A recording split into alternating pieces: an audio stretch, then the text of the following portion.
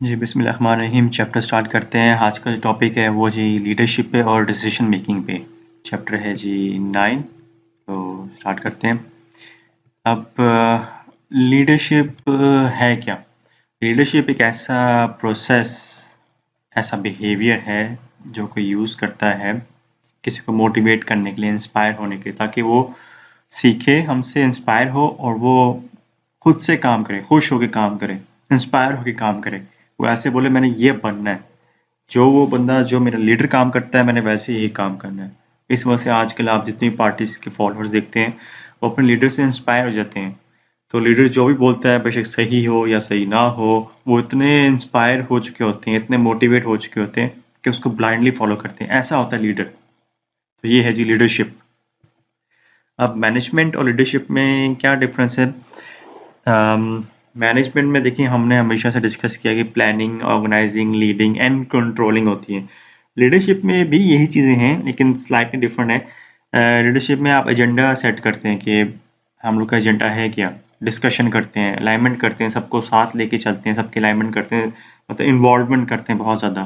फिर आप इंस्पायर करते हैं, इतना मोटिवेट करते हैं, इतना इंस्पायर करते हैं खुद काम करके। मैनेजमेंट में लोगों को बताया जाता है आपने ये काम करना है, लेकिन लीडरशिप में आप खुद काम करके दिखाते हैं, आप सबसे आगे होते हैं। मैनेजमेंट में एम्प्लॉय आगे होते हैं और बॉस उनको लीड कर रहा होता है। लीडरशिप में बॉस सबको लीड कर रहा होता है सबसे आगे होके कि देखो ये मैंने ऐसे किया, मेरी लाइफ से सीखो, ऐसे होगा। तो वो इंस्पायर होते हैं, मोटिवेट होते हैं। फिर वो उनको मॉनिटर करता है लीडर। लेकिन मैनेजमेंट में लोगों को कंट्रोल किया जाता है, उसमें कुछ बाउंड्रीज होती है, रूल्स एंड रेगुलेशन होते हैं। कंट्रोलिंग में ज़रा सख्ती आ जाती है, मॉनिटरिंग में सिर्फ ऑब्जर्वेशन आती है। तो ये डिफरेंस है। और जहाँ इन दोनों के कॉमन कैरेक्टरिस्टिक्स मैच होते हैं, वो एक कंटेम्प्रेरी लेटेस्ट स्ट्रेटेजिक लीडरशिप में आ जाती है। ये भी आगे भी इसका कॉन्सेप्ट आएगा। ये देखें जी, ये लीडर्स एंड मैनेजमेंट में डिफरेंस है। मैनेजर जो है वो चीज़ों पे फोकस करता है, मैनेजर लोगों पे फोकस करता है। लीडर इंस्पायर करता है, मोटिवेट करता है, लेकिन जो मैनेजर है वो ऑर्गेनाइज करता है, चीज़ों को कंट्रोल करता है, रूल्स एंड रेगुलेशन को फॉलो करना होता है उसमें, मैनेजमेंट में। यहाँ पे मैंने एक और लिंक दिया है, अगर आप इसको देखें, इसमें वीडियो, इसमें मैनेजर और लीडरशिप को बहुत खूबसूरती से डिफ्रेंशिएट किया गया है। अब है जी कुछ ट्रेड्स।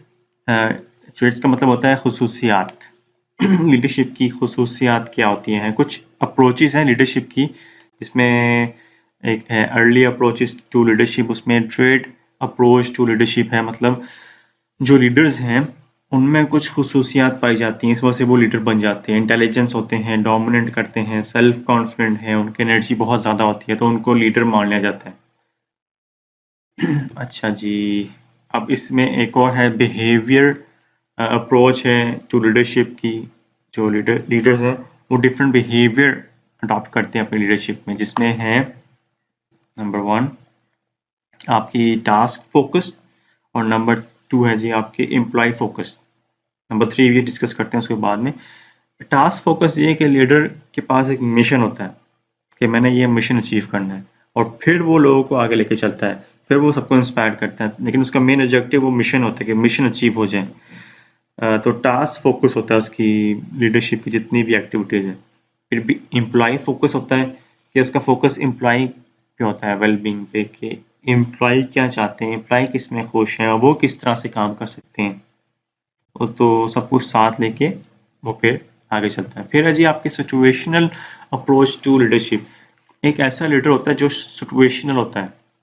मतलब अक्सर आजकल हम सुनने को मिलते हैं, कहते हैं जी कि ये लीडर कैसा है, इसने यू टर्न ले लिया, इसने कल कुछ और कहा था, आज कुछ और कहा था। सिर्फ एक नहीं, पॉलिटिकल पार्टीज में काफी लोग हैं जिसकी बार बार वीडियोस दिखाते हैं, कल आप उसके साथ थे, आज इसके साथ थे, कल आपने वो कहा था, ये कहा था। तो ये भी लीडरशिप में आता है, क्योंकि लीडर्स सिचुएशन के हिसाब से अपना स्टैंड चेंज कर लेते हैं। उनका मिशन सेम रहता है, अल्टीमेट गोल, लेकिन वो अपने चीज़ों को चेंज कर लेते हैं सिचुएशन के हिसाब से। जो अगर एक चीज़ काम नहीं कर रही तो कोई सिचुएशन को चेंज कर लेते हैं। या ऐसे भी कह सकते हैं कि डिफरेंट लोगों से डिफरेंट तरीके से मिलना, जिस तरह की उनकी नेचर है वो किस सिचुएशन के हिसाब से है। फिर है जी आपके ट्रांसफॉर्मेशनल लीडरशिप और ट्रांसएक्शनल लीडरशिप। ट्रांसफॉर्मेशन होता है कि आप चीज़ों को कन्वर्ट कर रहे होते हैं कुछ चीज़ों को, मतलब आप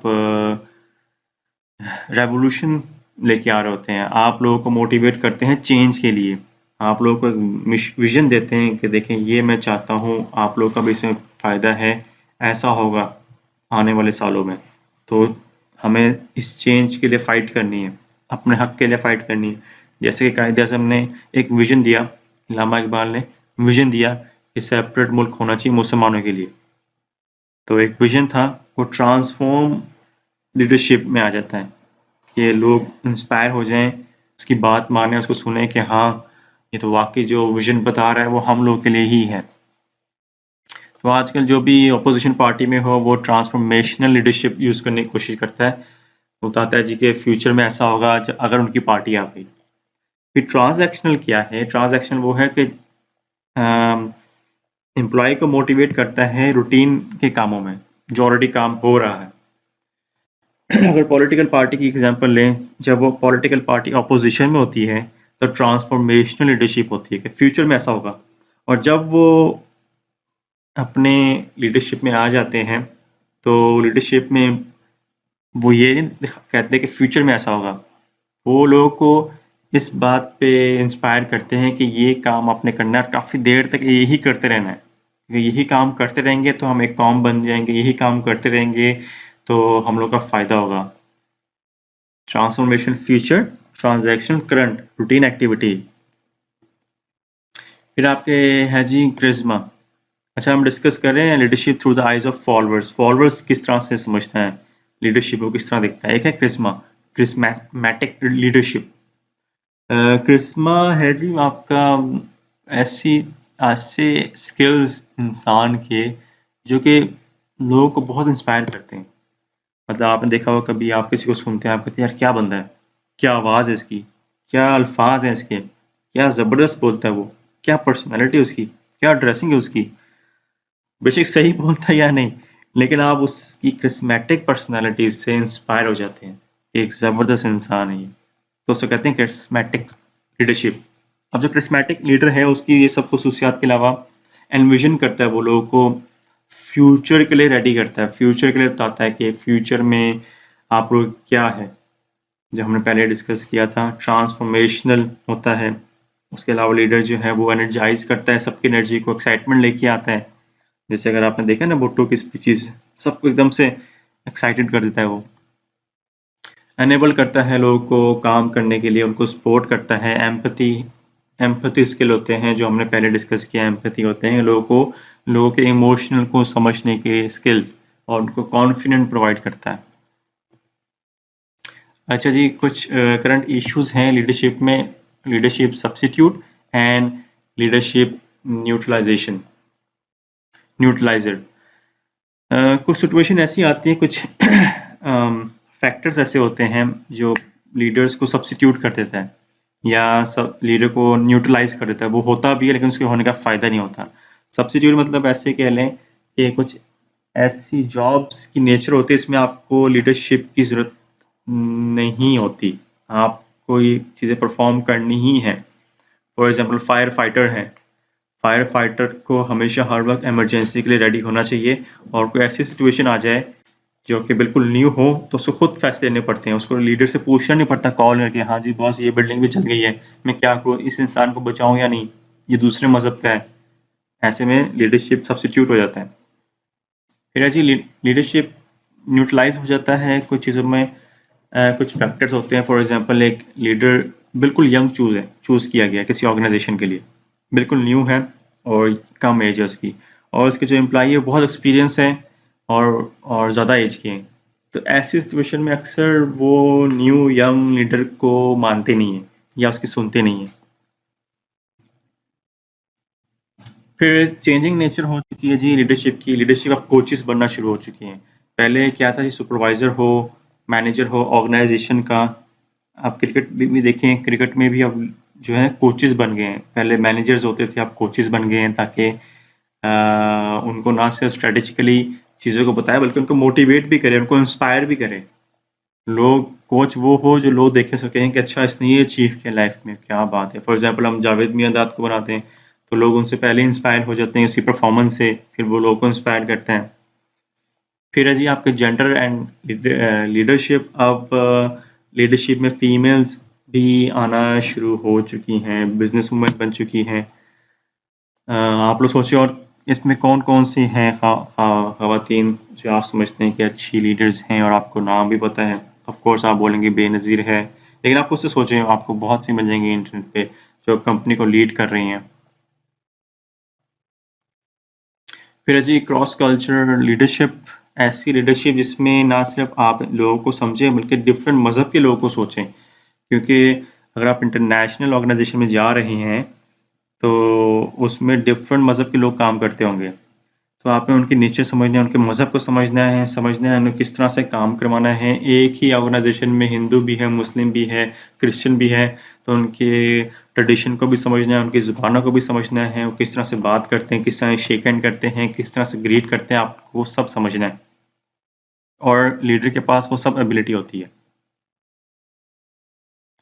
अब ये है जी स्ट्रेटेजिक लीडरशिप जो हमने पहले ही डिस्कस किया था कि अब जो है वो लीडरशिप सिर्फ लीडरशिप नहीं है, अब ऐसी लीडरशिप हो चुकी है जिसमें ऑर्गेनाइजेशन का भी फ़ायदा हो, मैनेजमेंट भी हो बीच में इन्वॉल्व, मैनेजमेंट की स्किल्स भी हो और लीडरशिप भी स्किल्स हो। अक्सर लोग ये कह देते हैं, इसमें इशू ये आ जाता है कि जो लीडर्स हैं अक्सर क्योंकि उनकी एबिलिटी पर्सनालिटी ज़बरदस्त होती है तो अक्सर वो लीडरशिप स्किल की बजाय वो मैनेजमेंट ऑर्गेनाइजेशन का फ़ायदा सोचना शुरू कर देता है, तो ये एक इशू है। इसमें एथिकल लीडरशिप भी आ जाता है, एक प्रॉब्लम है। जो लीडर है वो हमेशा एथिकल होता है, लेकिन कुछ ऐसे लीडर्स होते हैं जिनकी पर्सनालिटी लीडरशिप वाली होती है, स्किल्स लीडरशिप वाले होते हैं, लेकिन अनएथिकल इश्यूज आ जाते हैं। फॉर एग्जांपल अगर आपने ये मूवी देखी है तो Wolf of the Wall Street, इसमें ज़बरदस्त सेल्समैन जो है इसके ज़बरदस्त स्किल्स हैं थे मूवी में लीडरशिप के, लेकिन इसने उसको अनएथिकल वे में यूज़ किया, उसको लीगल वे में यूज़ नहीं किया, उस पर केस भी हो गया। इसकी आप मूवी देख सकते हैं, इसकी आप हिस्ट्री देखें, आपको पता लग जाए क्या क्या इसमें गलत काम किए थे इसने। फिर वर्चुअल लीडरशिप भी आ चुकी है। वर्चुअल लीडरशिप में जी के आप अपने लीडर से मिलते नहीं हैं, लेकिन आप वो आपको इंस्पायर करता है, वो आपको डायरेक्शन प्रोवाइड करता है इलेक्ट्रॉनिकली ऑनलाइन। आप देखें ऑनलाइन यूट्यूबर्स बहुत ज़्यादा हैं जिसको हम सुनते नहीं, कभी मिले नहीं होते। काइम अली शाह को देख लें, और भी बहुत से हैं जिनको आप सुनते हैं, जिनका आपने चैनल लाइक किया हुआ है, लेकिन आप उनको फॉलो करते हैं, आप कहते हैं यार मैंने इस जैसा बनना है, लेकिन आपको मिले नहीं होते उससे। डिसीजन मेकिंग है जी, इसमें कुछ लीडरशिप मैनेजमेंट जब आपकी अच्छी होगी तो फैसले भी आपके अच्छे होंगे। अब देखें ये कुछ स्टेप हैं, मैं आपको दिखाता हूँ इसमें, आपको नज़र नहीं आएगा। ये देखें कुछ स्टेप्स हैं जी रैशनल डिसीजन मेकिंग के। रैशनल मीन अक्लमंदी के साथ। नंबर वन क्या है कि मैनेजर एक सिचुएशन, एक प्रॉब्लम में आ गया जी, मैनेजर्स ने एक प्रॉब्लम फेस की है। अब प्रॉब्लम क्या है, एग्जांपल यहाँ बताई गई है कि होटल का मैनेजर है, उसने देखा जी कि कस्टमर की बहुत ज़्यादा कंप्लेंट्स आनी शुरू हो गई। ओके पता लग गया। अब वो आइडेंटिफाई करता है कि इसके क्या क्या ऑल्टरनेटिव हो, क्या क्या सोल्यूशन होंगे इसके। यहाँ पे है या तो न्यू हायरिंग की जाए, निकाल दिया जाए स्टाफ को, या पुराने स्टाफ की ट्रेनिंग की जाए, या चीज़ों को ऐसे ही रहने दिया जाए। अब उसमें से ये इवेल्युएट करता है कि सबसे बेस्ट ऑल्टरनेटिव क्या है। ये सोचता है जी कि चीज़ों को ऐसे नहीं रहने देना चाहिए वरना कंप्लेंट्स और ज़्यादा हो जाएंगी, फायर भी नहीं करना चाहिए, एक्सपेंसिव हो जाएगा। मैं ऐसा करता हूँ, मैं उनकी ट्रेनिंग करता हूँ। सेलेक्ट किया, सेलेक्ट करने के बाद वो इम्प्लीमेंट किया, उसकी ट्रेनिंग स्टार्ट हो गई। उसके बाद वो फॉलोअप करता है, फॉलोअप में मॉनिटर करता है जी कि 6 महीने बाद, साल बाद क्या कंप्लेंट्स कम हुई। अगर तो कंप्लेंट्स कम हो गई इसका मतलब उसने जो ऑल्टरनेटिव चूज़ किया था वो बिल्कुल ठीक है। ये देखिए यहाँ पे अगेन वो भी बताया गया है। नंबर वन स्टेप क्या था, ये डिफरेंट सिचुएशन आपके पास आई है जी, आपने डिफरेंट सिचुएशन में रिकॉग्नाइज करना है कौन कौन से ऑल्टरनेटिव है आपके पास। उसके बाद हर ऑल्टरनेटिव को आपने आइडेंटिफाई करना है कि क्या क्या उसमें रिस्क इन्वॉल्व हो सकता है। एक आपने सेलेक्ट किया, उसको इम्प्लीमेंट किया और देन उसको फॉलो अप किया कि जो मैंने फैसला लिया था वो ठीक भी है या नहीं। डिसीजन मेकिंग के कुछ बिहेवियरल एस्पेक्ट होते हैं। एक है जी आपका कॉलिजन में होता है कि आप फैसला खुद लेते हैं, लेकिन आप सबसे डिस्कस करते हैं कि मैंने जो फैसला लिया है आप समझते हैं वो ठीक है या नहीं, तो सबको इन्वॉल्व कर लेते हैं उस फैसले में। फिर इंट्यूशन है जी आपकी, इसमें आपकी इनर बिलीव आ जाते हैं। आपके सिक्स सेंस कह लें, आपकी सिक्स सेंस जो है इसमें काम आती है। आप कहते हैं कि मुझे लगता है ये होगा, बाकी लोग कहते हैं यार पॉसिबल नहीं है, देख लो इसमें रिस्क बहुत है ही नहीं पॉसिबल। आप कहते नहीं मुझे लगता है ये होगा क्योंकि मुझे फ्यूचर में नजर आ रहा है कि ये चीज़ें पॉसिबल होंगी। फिर है जी आपके एस्केलेशन ऑफ कमिटमेंट। इसमें ऐसा होता है कि आप जो फैसला लेते हैं ना वो गलत साबित हो गया। अब आपने फैसले पे इतना कमिटमेंट है अपने फैसले पे कि वो फैसला आप चेंज नहीं करते, उस पर रिसोर्सेज टाइम मनी सब यूज़ करते जाते हैं और वेस्ट करते जाते हैं। ये आर्मी के आपको एग्जांपल देता हूँ एक, कि फॉर एग्जांपल एक आपने आर्मी में कोई फैसला लिया और वो गलत हो गया, आपके काफ़ी जो जवान हैं वो शहीद हो गए, लेकिन स्टिल आप अपना इस फैसले पे कायम होते हैं कि मैंने ठीक फैसला लिया, तो आर्मी आप भेजती जाते हैं और वो शहीद होती जाती हैं। तो ये एक एग्जांपल है। उसके बाद रिस्क टेंडेंसी है। रिस्क टेंडेंसी वो ये कि आप रिस्क लेते हैं अपने फैसले में कि ये मुझे लगता है ये चीज़ होगी। रिस्क टेंडेंसी और इंट्यूशन में डिफरेंस ये है कि इसमें आप ब्लाइंड रिस्क लेते हैं, गैम्बलिंग करते हैं कि देख जाइए हो गया, ना हुआ तो ना हुआ। और इससे पहले में आप की सिक्स सेंस काम आती है, आपको लगता है, फीलिंग्स होती है कि वो कामयाबी है, उसमें कुछ कैलकुलेशन शामिल होती है। ये जी कुछ डिफरेंट लीडर्स हैं दुनिया के। आप सोचें कि डिफरेंट जो हमने डिस्कस किए हैं कैरेक्टरिस्टिक्स, वो किस में क्या फॉल करते हैं। आई होप आपको सबको पता होगा। ये इमरान खान है, ये सलाउद्दीन अयूबी है, ये कायद अज़म में पता है आपको, अडॉल्फ हिटलर है, ये खुमैनी है ईरान के, और ये है जी इब्राहिम लिंकन। बहुत से लीडर्स हैं दुनिया में, आप ढूंढें उनकी खुसूसियात क्या है, लेकिन इनकी लाजमी ढूंढें और बताएं, सोचें क्या हो सकती है। So this is the end of the chapter. फिर आपसे इंशाल्लाह मुलाकात होती है। टिल देन टेक केयर, अल्लाह हाफिज़।